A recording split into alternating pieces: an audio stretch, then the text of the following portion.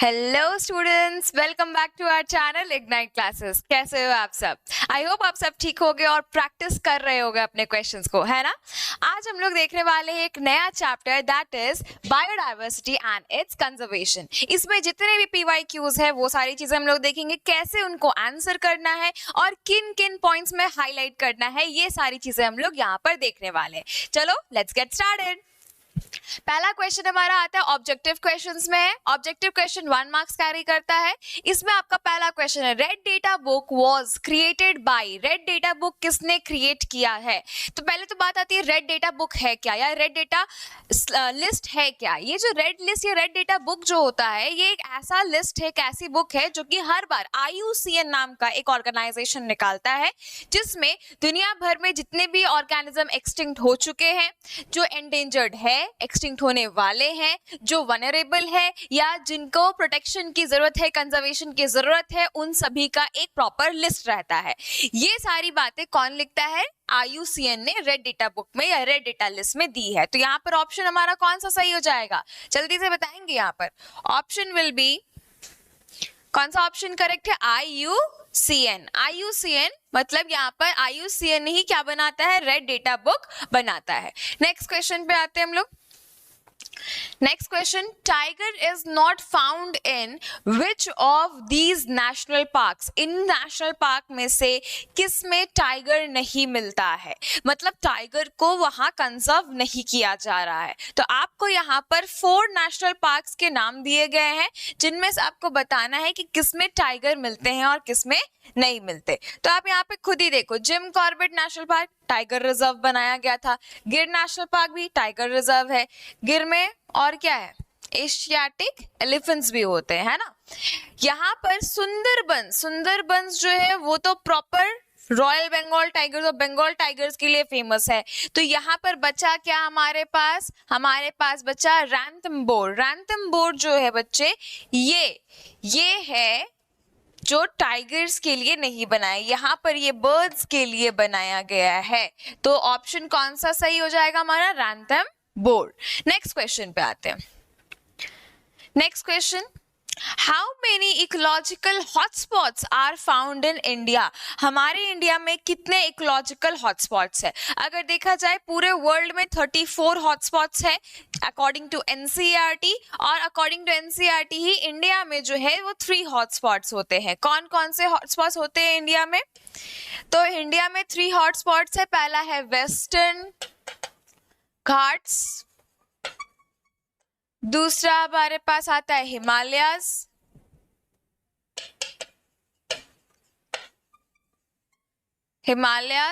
और हमारे पास तीसरा आता है इंडो इंडियन, जिसको आप ईस्टर्न घाट्स भी, ईस्टर्न एरियाज भी कह सकते हो, इंडो इंडियन, या मैं आपको इसको ऐसे ही लिखा सकती हूँ, ईस्ट इंडिया एंड कौन सा? श्रीलंका। ये हॉटस्पॉट्स आते हैं हमारे इंडिया में। तो यहाँ पर इंडिया में आपको 3 हॉटस्पॉट्स मिलते हैं। ये 3 हॉटस्पॉट आपको मैंने बता दिए। आगे बढ़ते हैं हम लोग नेक्स्ट क्वेश्चन पे। World environment day is celebrated on. World environment day कब सेलिब्रेट किया जाता है? वर्ल्ड एनवायरनमेंट डे सेलिब्रेट किया जाता है ऑन 5th जून। कब सेलिब्रेट करते हैं वर्ल्ड एनवायरनमेंट डे? 5th जून को। नेक्स्ट क्वेश्चन आता है, in which zone of biosphere reserve in limit human activities are allowed? यहाँ पर बोल रहे हैं कि कौन सा जोन में लिमिटेड ह्यूमन एक्टिविटी अलाउड है। तो इनमें से कौन से जोन में लिमिटेड ह्यूमन एक्टिविटी अलाउड है, आप बताएंगे। यहाँ पर limited human activity core, buffer और ट्रांजिशन जोन है। ट्रांजिशन तो यहाँ पे दिया नहीं है, मैनिपुलेशन जोन दिया है और नन ऑफ दीज दिया है। तो यहाँ पर ऑप्शन कौन सा सही होना चाहिए आप बता सकते हैं देखकर वहां पे जोन्स को। तो जोन ऑफ बायोस्फीयर रिजर्व का जो जोन है बच्चे, कोर में कोई भी एक्टिविटी अलाउड नहीं है, यहाँ सिर्फ मॉनिटरिंग होती है। ह्यूमन सेटलमेंट जो है बहुत ही कम होती है यहाँ पे, और यहाँ पे ट्रांजिशन जोन में ह्यूमन सेटलमेंट है। Whereas ह्यूमन एक्टिविटीज की बात अगर करते हैं तो एक्टिविटीज कहाँ पर सबसे ज्यादा अलाउड है, ट्रांजिशन जोन में, और कहाँ पर बहुत ही कम अलाउड है, बफर जोन में। तो what will be the answer, buffer zone. ठीक है, नेक्स्ट क्वेश्चन आते हैं। How many national parks are there in India? India में कितने नेशनल पार्क्स है? इंडिया में कितने नेशनल पार्क्स है आप बताएंगे? अकॉर्डिंग टू एनसीईआरटी अगर हम लोग देखें, इंडिया में जो है वो कितने नेशनल पार्क्स होते हैं? इंडिया में 104 है, बट यहाँ पर अभी न्यूली रिसर्च में अगर आप देखोगे तो यहाँ पर कितना दिया है, 106 दिया है। अब बच्चे कंफ्यूज हो जाएंगे कि मैम कौन से ऑप्शन में टिक करना, 104 या 106? देखो बच्चे, नेशनल पार्क्स जो है हमारे पास वो 106 है टिल 2024 दिसंबर तक। ठीक है, इससे पहले एनसीईआरटी का जो यहाँ पर लिखा हुआ है 104, उसमें 2 कम है। तो अगर आपके ऑप्शन में 106 नहीं है, 104 आता है, आप वो टिक करोगे, और अगर 106 है तो 106 टिक करोगे। लेकिन अगर दोनों है तो ऐसा क्वेश्चन तो आने के चांसेस नहीं है, लेकिन भी अगर आते हैं तो अकॉर्डिंग टू एनसीईआरटी जाएंगे, 104 में जाएंगे। ठीक है, चलो आगे बढ़ते हैं हम लोग। Next question, where was the Earth Summit on Biodiversity held in 1992। 1992 में कहाँ पर अर्थ समिट हुआ था? अर्थ समिट हुआ था फॉर बायोडाइवर्सिटी। तो ये हुआ था ब्राजील में। ब्राजील में कहाँ पर? रियो डी जेनेरियो में। रियो डी जेनेरियो में यहाँ पर हमारा अर्थ समिट 1 या 1992 वाला हुआ था। ये अगर आपको यहाँ पर ऑप्शन में ब्राजील आता है तो ब्राजील में भी टिक कर सकते हैं आप। ठीक है, क्लियर है यहाँ तक? आगे बढ़ते हैं हम लोग नेक्स्ट क्वेश्चन पे। First national park of India, इनमें से कौन सा नेशनल पार्क इंडिया का फर्स्ट नेशनल पार्क है? Jim Corbett national park is the India's first national park. India का पहला नेशनल पार्क का नाम क्या है? Jim Corbett national park. Next question आते हैं हम लोग, who is the father of biodiversity? Biodiversity के फादर कौन? एकदम याद रख लेना है, Edward Wilson. Edward Wilson is also known as father of biodiversity, because इन्होंने बहुत सारी चीजों के बारे में बताया है, कंजर्वेशन के बारे में बताया है, बहुत सारे एक्सपेरिमेंट्स इन्होंने, इकोलॉजिकल एक्सपेरिमेंट्स इन्होंने डिराइव किए, बहुत सारे स्पीशीज के बारे में भी इन्होंने डिस्कवरीज की। तो यहाँ पर इनके बारे में बहुत सारी चीजें पढ़ने लायक है। हालांकि एनसीईआरटी इतनी सारी चीजें बता नहीं रही है, लेकिन आपको यहाँ पर ये याद रखना है, who is the father of biodiversity, that is Edward Wilson. Next आते हैं हम लोग सब्जेक्टिव क्वेश्चन। सब्जेक्टिव क्वेश्चन कितने मार्क्स के? 2 और 3 और 5। 2, 3 एंड 5 मार्क्स का सब्जेक्टिव क्वेश्चन से पहला क्वेश्चन आता है, where is the highest biodiversity found on earth?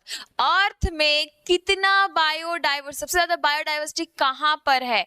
Earth में सबसे ज्यादा बायोडाइवर्सिटी पाई जाती है, यहां पे हम लोग लिखेंगे द हाईएस्ट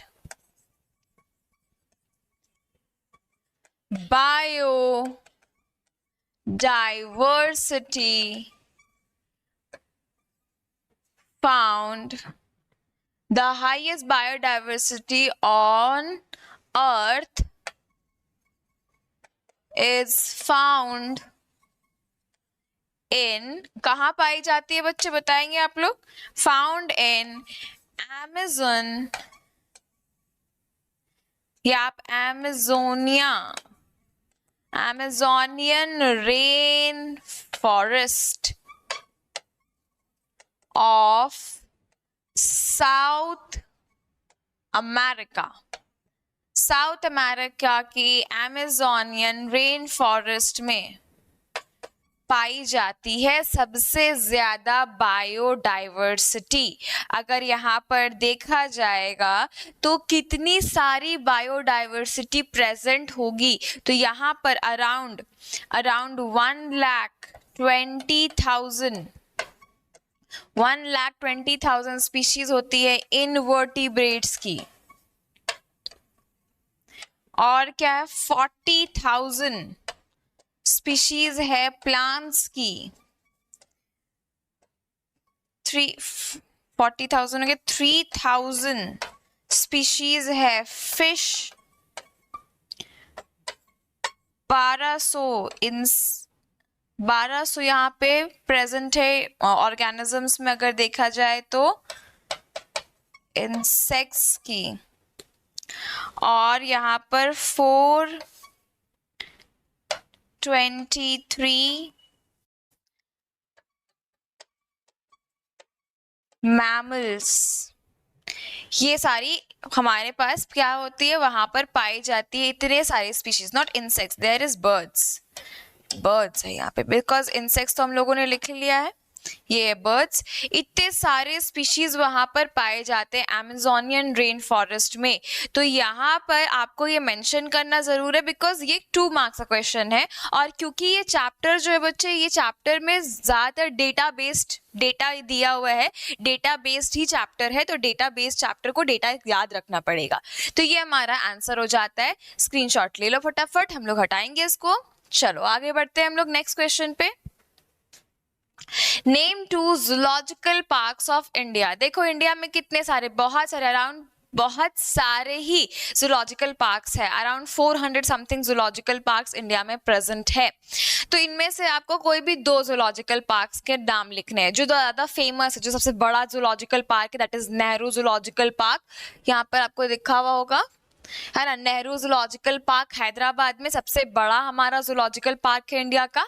और एक हम लोग यहाँ पे लिख लिए पेरियर विहार केरला में है, ये भी एक जूलॉजिकल पार्क है, और ये एक वाइल्ड लाइफ सेंचुरी की तरह भी है, तो मतलब दोनों है ये, तो ये भी इंपॉर्टेंट है। इसलिए जो इंपॉर्टेंट है उसके बारे में आप लिख सकते हो, आपका मन है आप कुछ और भी लिख सकते हो, बस सही होना चाहिए। ठीक है, आगे बढ़ते हैं। Which place in India has the largest number of species of amphibians? Amphibians का सबसे ज्यादा number of species इंडिया में कहाँ पर पाया जाता है? ये तो का वर्ल्ड क्लास क्वेश्चन है, मतलब बहुत ही इंपॉर्टेंट क्वेश्चन है। यहाँ पे हम लोग लिखेंगे कौन से प्लेस में बताओ तो, the largest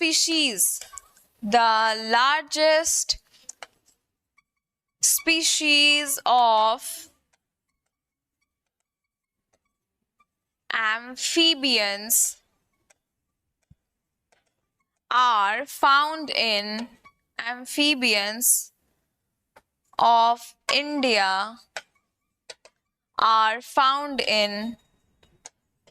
Western Ghats। कहाँ पाया जाता है? Found in Western Ghats। Western Ghats में पाए जाते हैं। ठीक है, तो वेस्टर्न घाट्स में आपको मिलेंगे बहुत सारे स्पीशीज ऑफ एम्फीबियंस। नेक्स्ट आते हैं हम लोग question, What is meant by in situ conservation? देखो बच्चे, इन सितु कंजर्वेशन का मतलब क्या होता है कि हम लोग ऑर्गेनिज्म को प्रोटेक्ट करके उसी के एरिया में ही रख देंगे। मतलब फॉरेस्ट को हम लोग यहाँ पर, इसमें आप देख लो, यहाँ पर इसको लिखा हुआ है,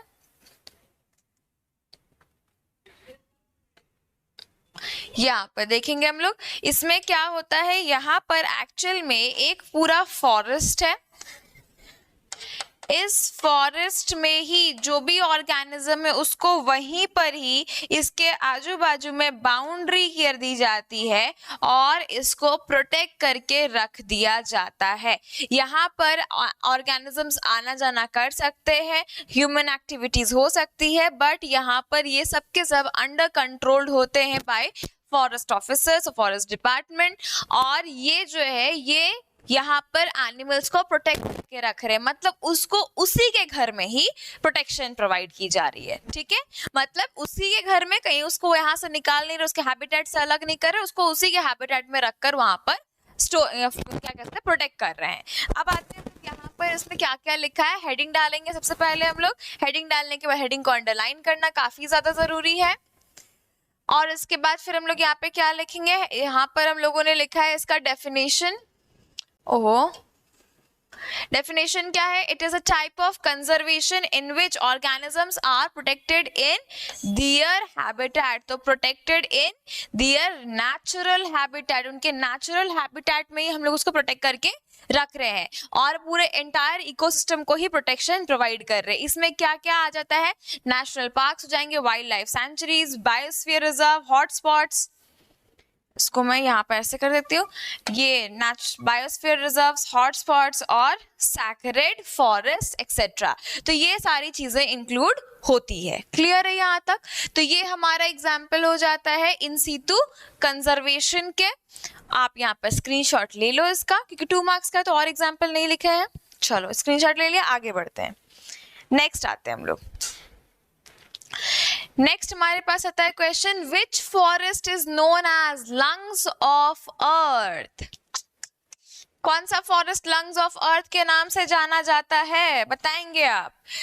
अर्थ में कौन सा फॉरेस्ट लंग्स ऑफ अर्थ के नाम से जाना जाता है? ये जानता है अमेजोनियन, अमेजोनियन रेन फॉरेस्ट, या आप अमेजन भी लिख सकते हो, अमेजोनियन, अमेजन या अमेजोनियन ट्रॉपिकल रेन फॉरेस्ट, जो भी चाहो लिख सकते हो। ये Amazonian rain forest is known as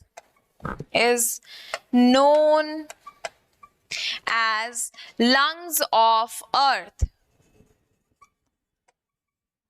अर्थ का लंग्स के नाम से ये जाना जाता है। ठीक है, Amazonian rain forest is also is known as lungs of earth because, क्यों बच्चे, क्यों? बिकॉज इट प्रोड्यूस क्या प्रोड्यूस करता है? It produce 20% of total earth oxygen. Earth में जितना भी O2 का प्रोडक्शन होता है उसका 20% जो है वो अमेजोनियन रेन फॉरेस्ट से ही आ रहा है। That's why it is called as lungs of earth. Clear है? 2 मार्क्स के लिए इनफ है। आगे बढ़ते हैं हम लोग नेक्स्ट क्वेश्चन पे। नेक्स्ट क्वेश्चन आता है 3 मार्क्स के लिए, what are the causes of loss of biodiversity. Biodiversity loss होने का क्या क्या रीजन है, क्या क्या कॉज है, क्या क्या रीजन हो सकता है, आप खुद ही बताओ। सबसे पहला रीजन क्या हो सकता है लॉस ऑफ बायोडाइवर्सिटी का? फर्स्ट हो सकता है हैबिटेट लॉस। हैबिटेट में लॉस आएगा, मतलब उसके घर को ही उजाड़ दे रहे हैं। तो यहाँ पर हम ऐसा कह सकते हैं कि हम लोग बायोडाइवर्सिटी लॉस में पहला लॉस क्या हो सकता है, हैबिटेट लॉस हो सकता है ना। दूसरा लॉस क्या हो सकता है? दूसरा लॉस हो सकता है क्लाइमेट चेंज, क्योंकि हमारे ग्लोबल वार्मिंग करने के वजह से, ह्यूमन ने किया है, ह्यूमन के ग्लोबल वार्मिंग करने के वजह से बहुत सारे ऐसे स्पीशीज है जो कि सरवाइव नहीं कर पा रहे हैं क्लाइमेट के चेंज होने के वजह से। तो यहाँ पर राइजिंग टेम्परेचर जो है, एक्सट्रीम वेदर कंडीशन जो है वो इकोलॉजिकल सिस्टम को खराब करती है और हो सकता है स्पीशीज वहां पे से खत्म हो जाए। नेक्स्ट आते हैं हमारे पॉल्यूशन। इतना सारा पॉल्यूशन क्रिएट करे, नॉट ओनली केमिकल और एयर पॉल्यूशन, यहाँ पर हम लोग साउंड पॉल्यूशन भी कर रहे हैं, रेडिएशन वाला पॉल्यूशन भी कर रहे हैं। आपको छोटी छोटी स्पैरोज पहले दिखती थी, अब क्यों नहीं दिख रही है? Due to high radiation. बहुत सारे birds due to high radiation egg lay नहीं कर पाते, उनका एग रप्चर हो जाता है ले होने से पहले ही, तो उनका आगे जनरेशन बढ़ नहीं पा रहा है, and they come under endangered species. ठीक है, तो यहाँ पर आ जाते पॉल्यूशन में केमिकल है, प्लास्टिक है, वेस्ट है, हार्मफुल वगैरह वगैरह, यहाँ पे आप रेडिएशन भी ऐड करोगे। नेक्स्ट आते हैं ओवर एक्सप्लॉयटेशन। ओवर एक्सप्लॉयटेशन का मतलब क्या है? ओवर यूज कर लेना, ओवर एक्सप्लॉइट कर देना। यहाँ पर over hunting, over fishing, illegal wildlife trades, ये सब करने के वजह से। इसका मैं एग्जाम्पल आपको भी दूंगी। ये हो गया, इसका एग्जाम्पल आपको यहाँ पर मैं लिख कर देती हूँ। ये देखो ओवर एक्सप्लॉइटेशन करने से क्या क्या होगा, ओवर एक्सप्लॉइटेशन का ही यहाँ पर अगर एग्जाम्पल लिखेंगे तो एग्जाम्पल आ जाता है 3 species of tiger.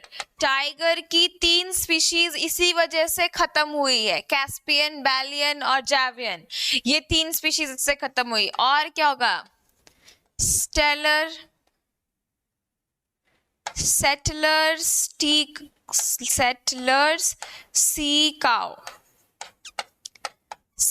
Sea cow, और क्या, मैसेंजर पीजन, ये सब के वजह से इन सारे स्पीशीज का क्या हो गया, एक्सटिंक्शन हो गया है। तो ये वाला एग्जांपल्स आप लिख लोगे इसमें। नेक्स्ट आते alien species invasion. Alien species invasion का मतलब क्या है, कहीं बाहर से स्पीशीज आकर हमारे जगह पर यहाँ इन्वेड कर रही है, यहाँ पर खराब कर रही है हमारे अपने ऑर्गेनिजम्स को। जैसे एग्जाम्पल आपको यहाँ दिया है Nile perch in Victoria lake of south Africa. ये नाइल पर्च जो है बच्चे एक तरह की मछली होती है। ये नाइल पर्च जो है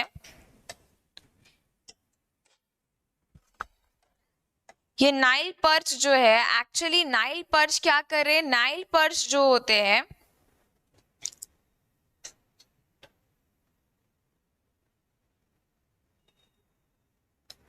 ये आगे क्यों नहीं हो रहा, चलो कोई नहीं। नाइल पर्च जो है ये ऐसे फिश होती है जिनको विक्टोरिया लेक में डाला गया, तो विक्टोरिया लेक की अराउंड 200 स्पीशीज ऑफ चिचलिड फिश छोटी छोटी फिश होती है, कलरफुल फिश होती है, वो खत्म हो गई, एक्सटिंक्ट हो गई उस लेक से। क्यों, ड्यू टू देयर इन्वेजन, उनके आने के वजह से, वो आए, खाना खा लिए, उनको सर्वाइव करने का जगह नहीं दिए। सेम वैसे ही goes with the water hyacinth भी यहाँ पर इसका एग्जाम्पल हो जाएगा। वाटर हियासिंथ कौन है बच्चे, तो वाटर हियासिंथ वैसे ऑर्गेनिजम्स है या वैसे प्लांट्स है जो बहुत ही तेजी से रिप्रोडक्शन करते हैं, और ये एक्वेटिक प्लांट होते हैं कि पूरे प्लांट को कवर कर लेते हैं, जिसको जल कुंभी भी कहते हैं। तो ये भी आने से क्या हुआ, एलियन स्पीशीज के आने से हमारे जो अपने स्पीशीज थे, ये हमारे इंडिया के नहीं है, बाहर से लाए गए थे, लेकिन जब कोलकाता रीजन में इसको लाया गया, कोलकाता के सारे पॉन्ड्स में वहां की फिशेज मरने लग गई due to lack of oxygen. सारा ऑक्सीजन तो खुद ले रहे हैं, due to lack of oxygen, lack of sunlight, fishes खत्म होने लग गई, एक्वेटिक इकोसिस्टम पूरा का पूरा डैमेज होने लग गया due to invasion of water hyacinth. तो ऐसे ही अलग अलग एलियन स्पीशीज के आने के वजह से हमारी नेटिव स्पीशीज जो यहाँ की स्पीशीज है, इंडिजिनस स्पीशीज है, वो खराब हो जाती है। नेक्स्ट आते हैं हम लोग यहाँ पर डिजीज। हमारे इतने सारे अजीब एक्टिविटीज, जो एंथ्रोपोलॉजिकल एक्टिविटीज है, वो करने के वजह से ये हमारे जो भी ऑर्गेनिज्म है उनको नए तरह की बीमारियां होने लग जा रही है। वही जो मैंने एक एग वाला बताया जो रेडिएशन के वजह से हो रहा है, तो नए डिजीज आने के वजह से भी उनका एक्सटिंक्शन हो रहा है, loss of habitat loss of biodiversity हो रहा है। और आते हैं हम लोग लास्ट, दैट इज को एक्सटिंक्शन का मतलब क्या है, अगर कोई स्पीशीज एक साथ रह रही है और एक अगर उसमें से चली गई तो दूसरी स्पीशीज भी अल्टीमेटली खत्म हो जाएगी। जैसे एग्जाम्पल यहाँ पर क्या हो सकता है, यहाँ पर एग्जाम्पल हम लोग दे सकते हैं लाइकेंस फ्रॉम पल्यूटेड एरिया में लाइकेन नहीं मिलते बिकॉज वो एल्गी और फंगस का एसोसिएशन है। फंगस वो पल्यूटेड एरिया में रहना पसंद नहीं करता, तो एल्गी भी खत्म हो जाता है वहां से। बात समझ में आया? तो ये जो है ये हमारा को एक्सटिंक्शन हो गया। तो अब यहाँ पर यही पॉइंट आपको एक कंक्लूजन लिख के दिया कि ये सारे फैक्टर्स के वजह से ही, हमारे ह्यूमन वेलफेयर के वजह से भी हम लोग बहुत सारे ऐसे स्पीशीज जिनको खत्म करते जा रहे हैं। ठीक है, तो ये आपके लिए आंसर हो जाएगा, स्क्रीनशॉट ले लेंगे आप लोग। नेक्स्ट क्वेश्चन पे आएंगे हम लोग। नेक्स्ट क्वेश्चन आते हैं, what is red data book. अभी जैसे आपको क्वेश्चन नंबर 1 में ही समझाया था एमसीक्यूज में कि रेड डेटा बुक क्या होता है।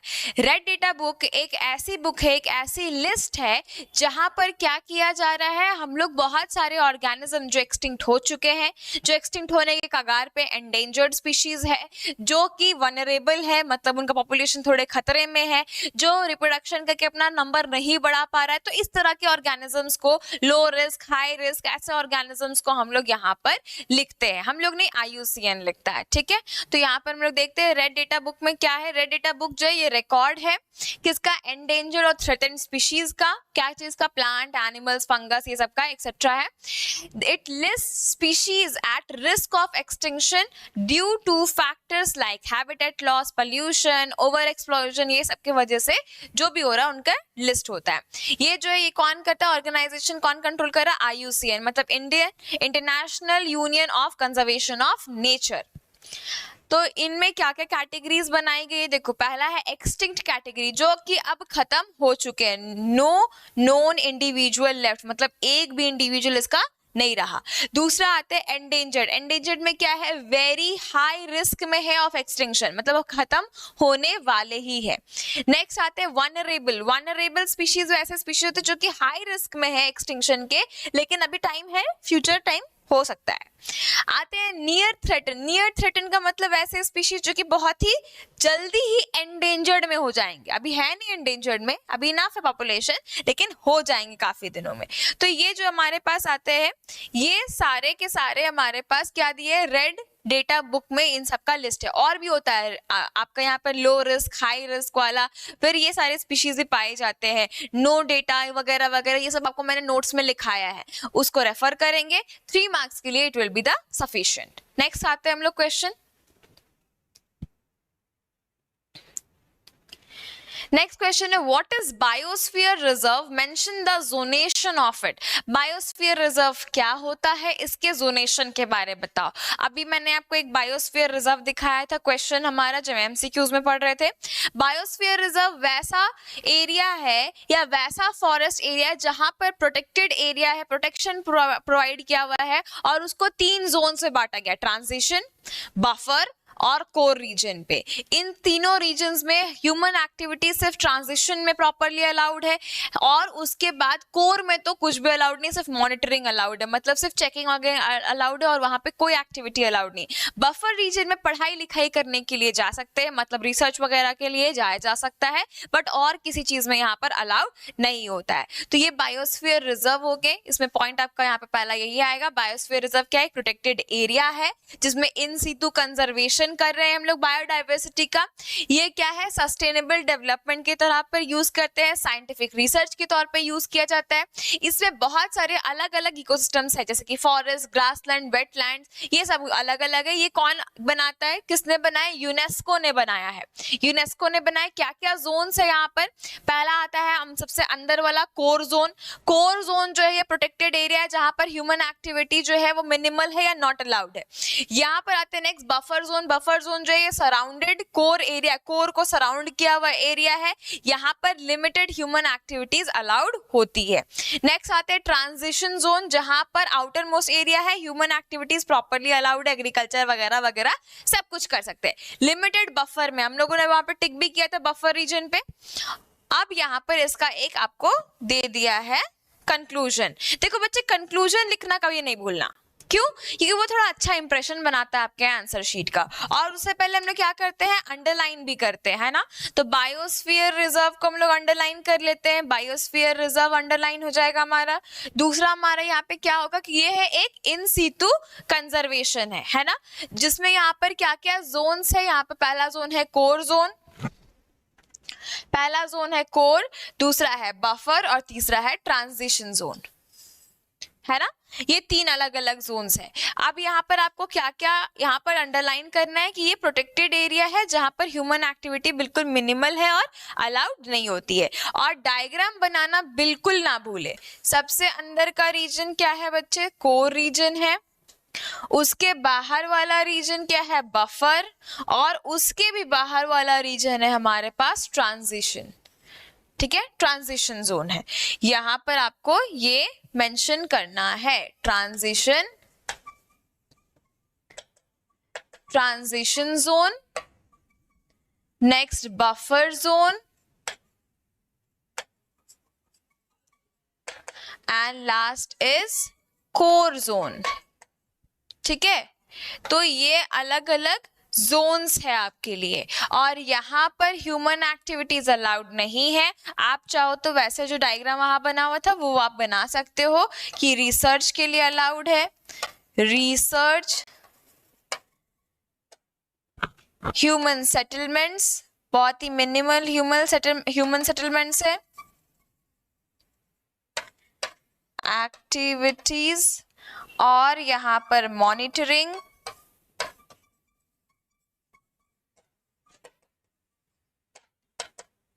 ये सब आप बना सकते हो ऐसे।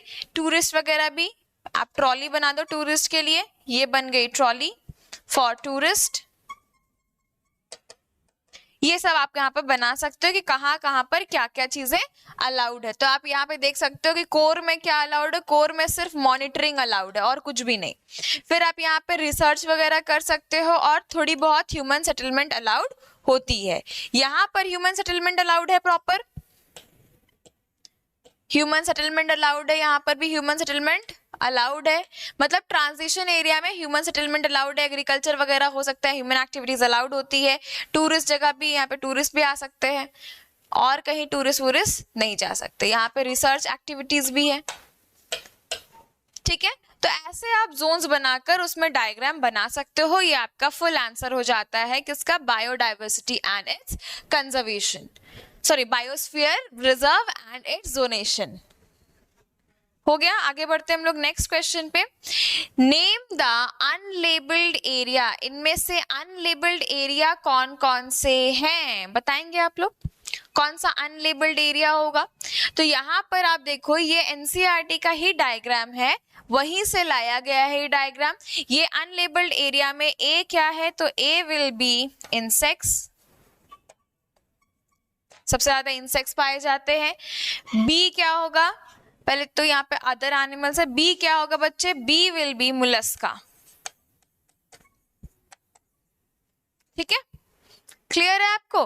तो यहाँ पे पाई चार्ट में आपको यही लिखना है, इंसेक्ट्स है, मुलस्का, क्रस्टेशियन और यहाँ पर अदर एनिमल ग्रुप्स। ये इनवर्टिब्रेटा का है, बस यही आंसर था आपको। यहाँ पर आंसर में यहाँ पर ऐसे ही लिखना है, आंसर में A equals to and B equals to. A क्या है, तो A है insects, should I choose color different, yes, insects, and the other is mollusk, clear, ठीक है। ये हो गया आपके लिए। दूसरा क्वेश्चन पे आते हैं हम लोग नेक्स्ट, ये इसीलिए इंपॉर्टेंट है, पाई चार्ट पढ़ना जरूरी है। Next pie chart we come, next pie chart में आपसे पूछ रहा है ए क्या है और बी क्या है। आंसर क्या हो जाएगा हमारा, सीधा सीधा लिखेंगे आंसर।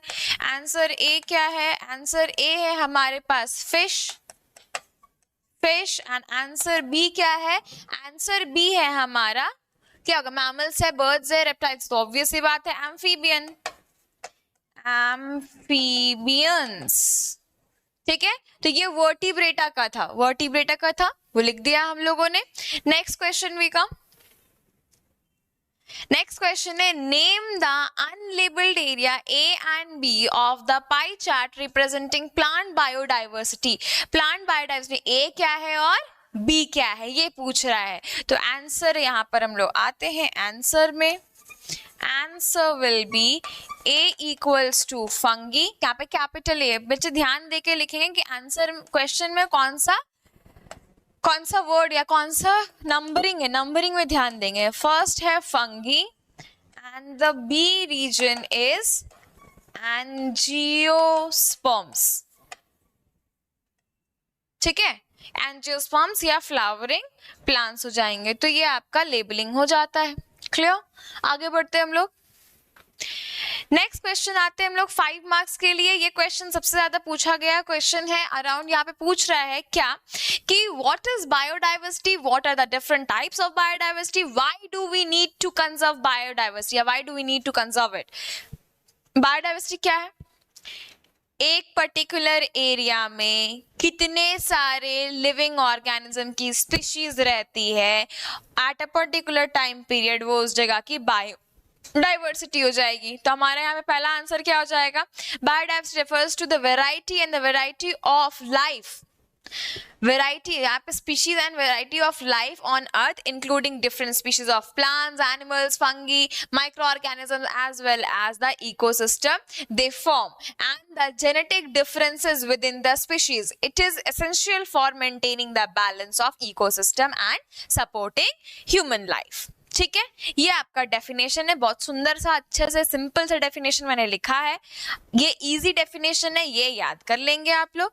इसके अलावा भी आप और डेफिनेशन लिख सकते हो, दिखा देती हूँ मैं, लिख ही लेना आप. अगर ये याद नहीं हो तो और काफी सिंपल सा डेफिनेशन लिख सकते हो. बायोडाइवर्सिटी क्या लिखोगे यहाँ पे? द number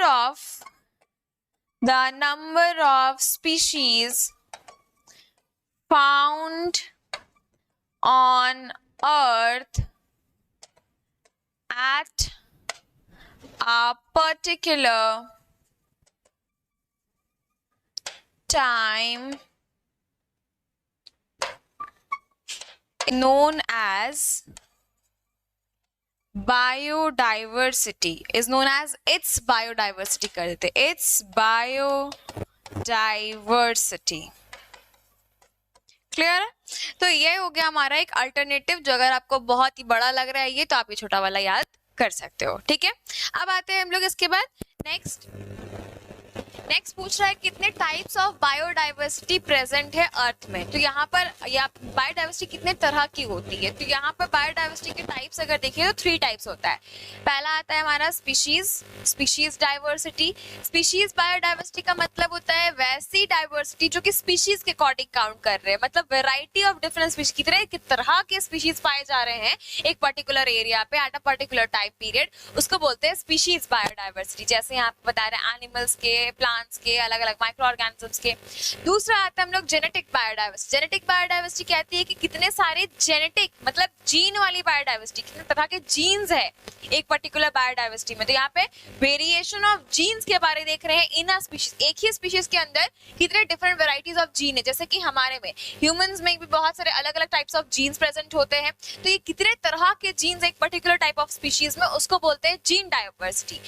और आते हैं हम लोग last, that is ecosystem biodiversity. Ecosystem diversity वैसी डाइवर्सिटी है जो कि बता रही है कि अर्थ में कितने तरह के इकोसिस्टम्स है. अब ये इतने कितने तरह के इकोसिस्टम है यहाँ पर ये बता रहा है. और यहाँ पर आप एक और चीज ऐड कर सकते हो कि इकोसिस्टम जो है ये भी डिवाइड हुआ है into alpha, beta and gamma diversity.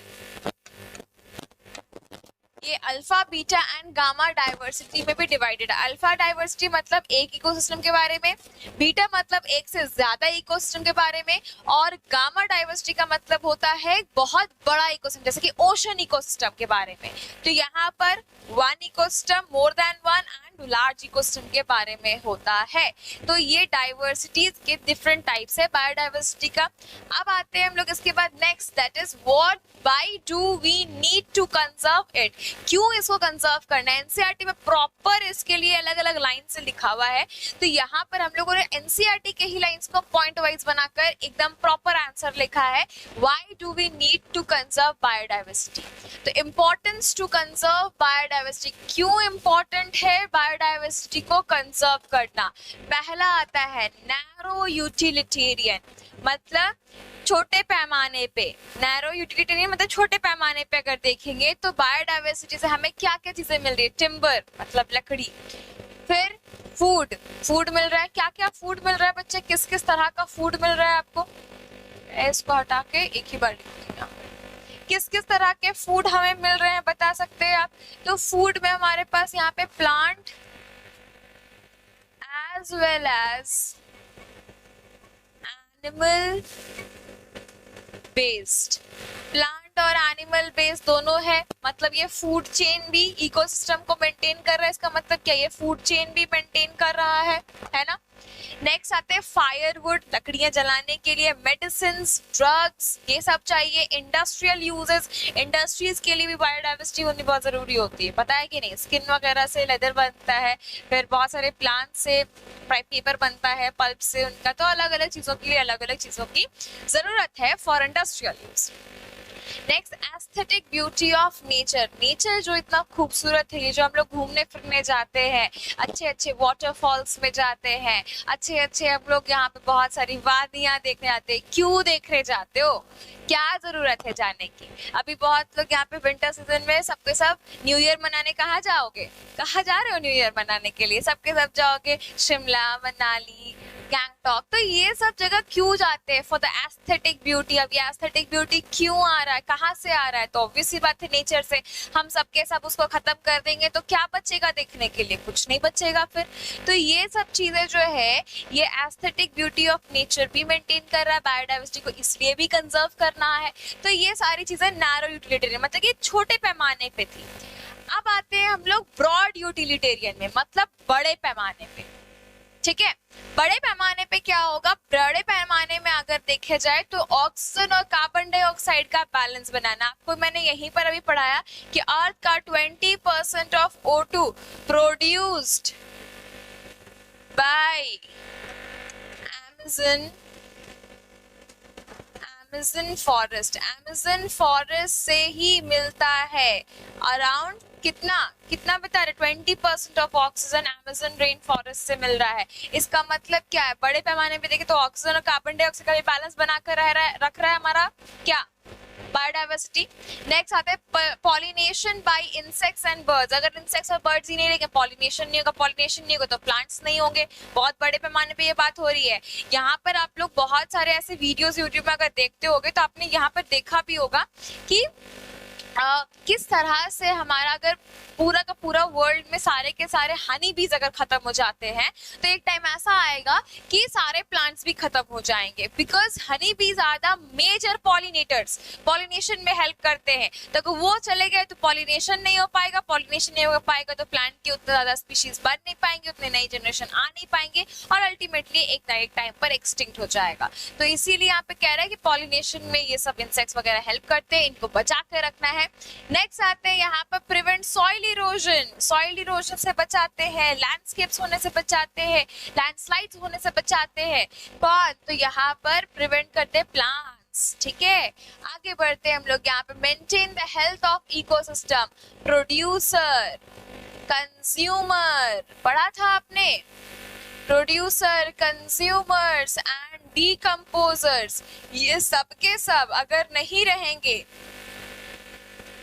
ये सबके सब अगर नहीं रहेंगे तो क्या होगा? ये सबके सब अगर खत्म हो जाते हैं अर्थ से तो अर्थ का इकोसिस्टम भी खत्म, डिसबैलेंस हो जाएगा सब कुछ। और लास्ट आते हैं एथिकल। एथिकल मतलब अपने दिमाग के लिए, अपने खुद इमोशनल वैल्यूज भी समझना चाहिए।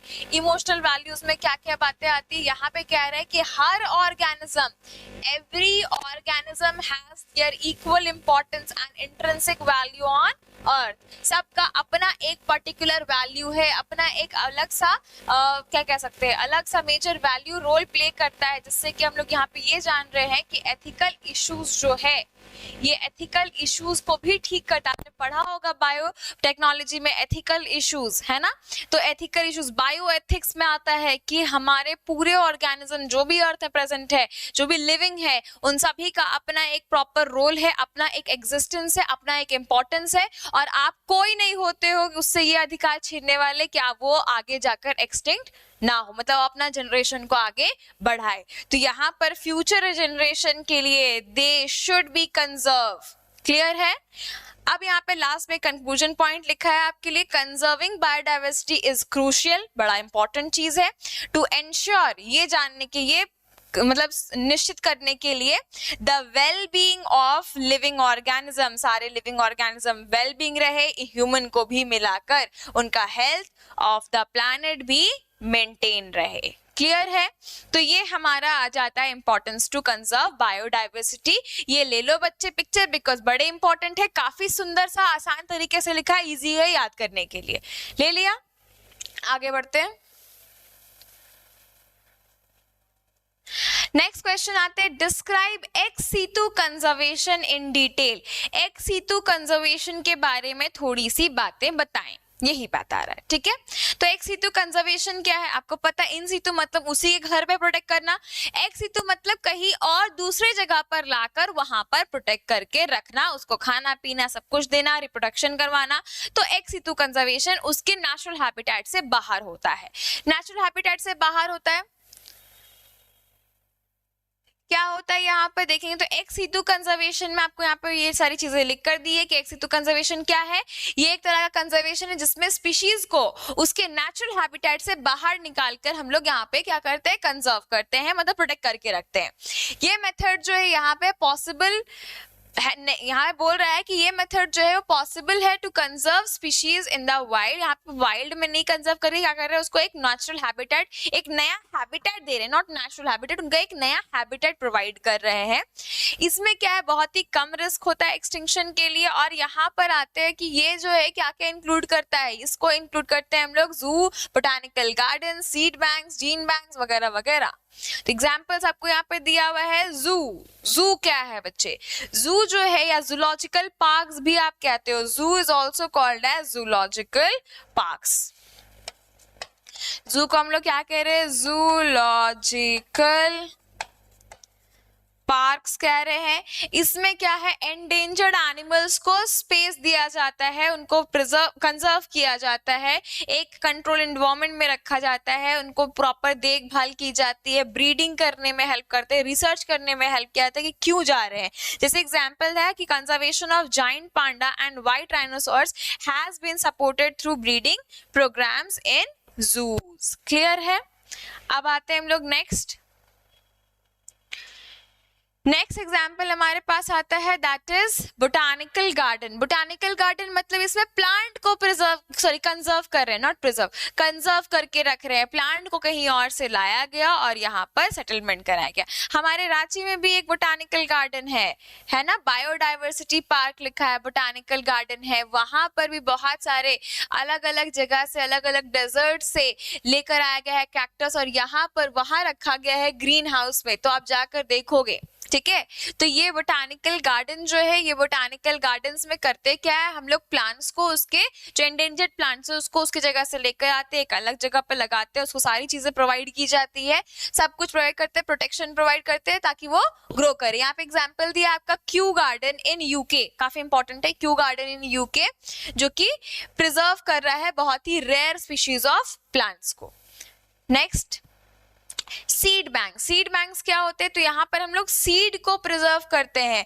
सबसे बड़ा सीड बैंक कहाँ है, ये देखो, सबसे बड़ा सीड बैंक जो है वो है नॉर्वे में, जहां पर दुनिया भर में जितने भी सीड्स होंगे, मतलब जितने भी प्लांट्स के सीड्स होंगे, सबके सारे सीड्स वहां पर क्या किए गए हैं, वहां पर स्टोर कर दिए गए हैं। अगर बहुत बड़ा कैलामिटीज आता है या डिजास्टर आता है और सबके सब चीज डिस्ट्रॉय हो जाती है, तो वहां सीड बैंक से निकालेंगे सीड और लगा देंगे।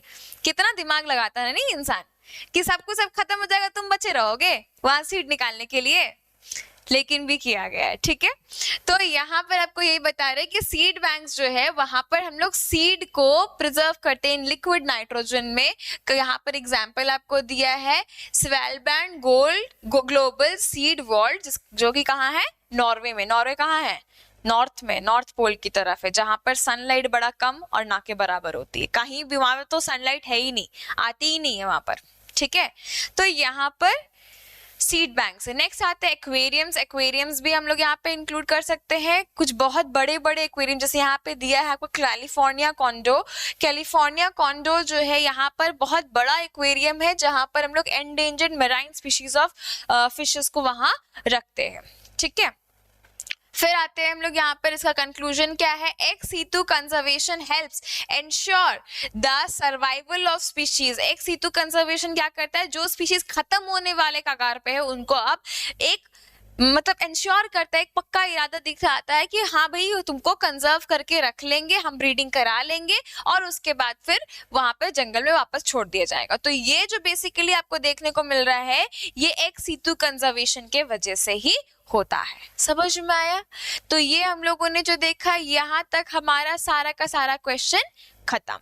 ये जो थे आपके क्वेश्चंस, आप इंपॉर्टेंट क्वेश्चंस मान के चलो, और इस चैप्टर से इतने सारे क्वेश्चंस आने के सबसे ज्यादा चांसेस होते हैं। ठीक है। डेटा याद करना जरूरी है इस चैप्टर का, बिकॉज डेटा इंपॉर्टेंट है यहाँ पर। क्यों इंपॉर्टेंट है डेटा? क्योंकि डेटा जो है वो डेटा, क्योंकि ये चैप्टर ही डेटाबेस है, डेटा के हिसाब से ही दिया गया कि ये डेटा है, ये ऐसा है वैसा है। तो जितने भी नंबर्स दिए हैं, डेटा दिए हैं, सबके सब कुछ चीज को याद रखना है। आई होप आपको वीडियो समझ में आया होगा। लाइक करेंगे, हमारे चैनल को सब्सक्राइब करेंगे और ऐसे ही वीडियोस के लिए बने रहें हमारे साथ। आते हैं हम लोग, मिलते हैं नेक्स्ट वीडियो में, तब तक के लिए बाय बाय।